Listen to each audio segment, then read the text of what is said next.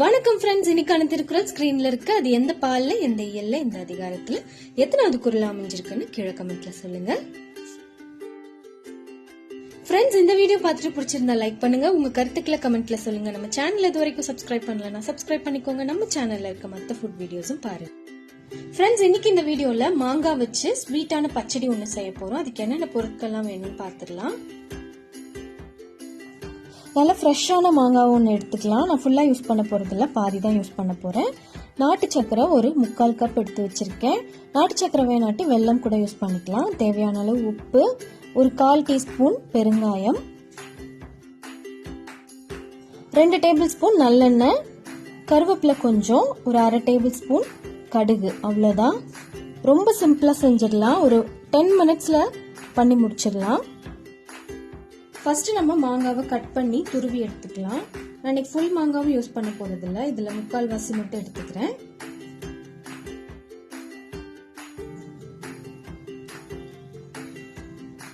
ஒரு நல்ல பெரிய பீஸ் ஒன்றும் 2 சின்ன பீஸும் எடுத்துக்கிறேன். நல்லா கழுவிட்டு தான் கட் பண்ணி வச்சிருக்கேன். இப்போ இது ஒரு அப்ராக்சிமேட்டா 150 கிராமுக்கு கொஞ்சம் கம்மியா இருக்கும். இதை துருவி எடுத்துக்கலாம். ஃபர்ஸ்ட் தோலோடையே துருவலாம்.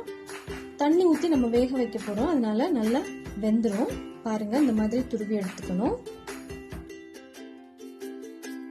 நம்ம துருவும் போது சின்ன சின்ன பீசஸா இருக்கிறதுனால நல்லாவே வெந்துடும். தண்ணியில ஒரு 100 ml தண்ணி ஊற்றிக்கலாம் கடாயில. அதுல நம்ம துருவி வச்சிருக்கிற மாங்காவை சேர்த்துட்டு ஒரு 5ல இருந்து 8 நிமிஷமாவது அது வேகணும். நல்லா ஹை ஃப்ளேம்லயே வச்சுக்கலாம். அப்பதான் நல்லா தண்ணி கொதிச்சு வந்து நமக்கு மாங்காய் நல்லா வேகும்.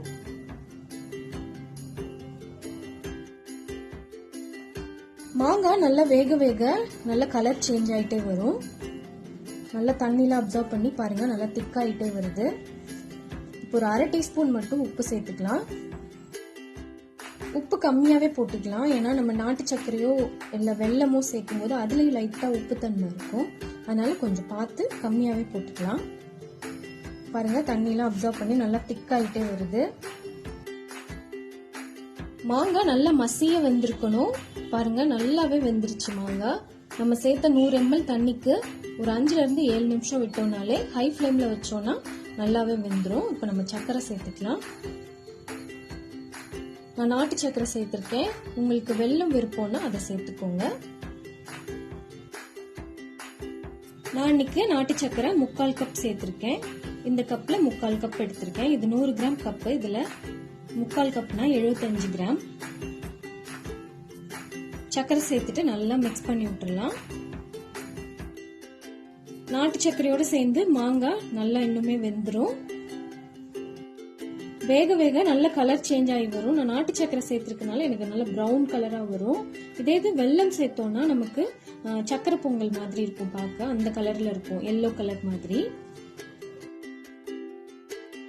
ரெண்டும் நல்லா சேர்ந்து வெந்து நல்ல ஒரு ஜாம் கன்சிஸ்டன்சிக்கு வரும். பார்க்கவே நல்லா ஷைனிங்கா தெரியும். மாங்காய் எவ்வளவுக்கு எவ்வளவு நல்லா வேகுதோ, மசிய வேகுதோ, அந்த அளவுக்கு நமக்கு டேஸ்ட் நல்லா இருக்கும். சின்ன துருவலா பார்த்து துருவிக்கணும். பெரிய துருவலா துருவணும்னா வேகிறதுக்கு டைம் எடுக்கும். அது ரொம்ப மசிகிற அளவுக்கு வேகாது. அதனால ரொம்ப சின்னதாவும் இல்லாம ரொம்ப பெருசாவும் இல்லாம மீடியமா இருக்கதா பார்த்து துருவி நல்லா வேக வச்சு எடுத்தாச்சு. போனோம்னா இப்போ வேற பவுலுக்கு டிரான்ஸ்ஃபர் பண்ணிடலாம். அடுத்ததான் நம்ம தாளிப்பு கொடுத்துடலாம். அதுக்கு கடாயில ஒரு 2 டேபிள் ஸ்பூன் நல்லெண்ணெய் சேர்த்துக்கலாம். நல்லெண்ணெய் சேர்த்துக்கும் போது நல்ல வாசமா இருக்கும், அதே சமயம் டேஸ்டும் நல்லா இருக்கும். இப்போ கடுகு போட்டு நல்லா பொரிய விடலாம். கடுகு பொரிஞ்சதும் உளுந்தம்பருப்பு போட்டுக்கலாம். உளுந்தம்பருப்பு கொஞ்சம் ஜாஸ்தியாவே போட்டோம்னா நம்ம பச்சடி எடுத்து சாப்பிடும் போது அது கடிபடும் போது நல்லா இருக்கும். ஒரே ஒரு காஞ்ச மிளகாய் கிள்ளி போட்டுக்கலாம். கருவேப்பிலை கொஞ்சம், ஒரு 1/4 டீஸ்பூன் பெருங்காயம் எல்லாம் சேர்த்து நல்லா மிக்ஸ் பண்ணிட்டு நம்ம மாங்காய் பச்சடியோட கலந்துடலாம். இது செஞ்சு வச்சுட்டு ஒரு 7 days வரைக்கும் ஸ்டோர் பண்ணிக்கலாம். ஸ்டோர் பண்ற மாதிரி வச்சீங்கன்னா கொஞ்சம் எண்ணெய் ஜாஸ்தியாவே ஊத்திக்கிட்டீங்கன்னா கெடாம இருக்கும்.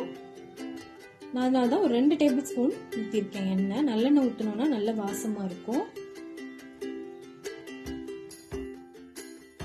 நம்ம மாங்காய் ஊறுகாய், லெமன் ஊறுகாய் மாதிரி தான் இதுவுமே. புளிப்பான சாதத்துக்கு கூட எல்லாத்துக்கூடயும் நல்ல காம்பினேஷனா இருக்கும். அதாவது தயிர் சாதம், லெமன் சாதம், புளி சாதம் இது கூட எல்லாம் நல்லா இருக்கும். பிளஸ் சாம்பார் சாதத்துக்கு கூட சைட் டிஷ்ஷா வச்சுக்கிட்டோம்னா ரொம்ப சூப்பரா இருக்கும். தேங்காய் சாதம் அது கூடயுமே நல்ல காம்பினேஷனா இருக்கும். நல்ல புளிப்பான மாங்காய் கூட ஸ்வீட்னஸ் சேருது, உப்பு சேருது, இந்த பெருங்காய வாசம் எல்லாம் சேர்ந்து ரொம்ப நல்ல ஃப்ளேவர் கொடுக்கும். ரொம்ப டேஸ்டா இருக்கும். நீங்களும் உங்க வீட்டில் கண்டிப்பா செஞ்சு பார்த்து டேஸ்ட் பண்ணி பார்த்து எப்படி இருந்துச்சுன்னு கண்டிப்பா எனக்கு ஃபீட்பேக் சொல்லுங்க.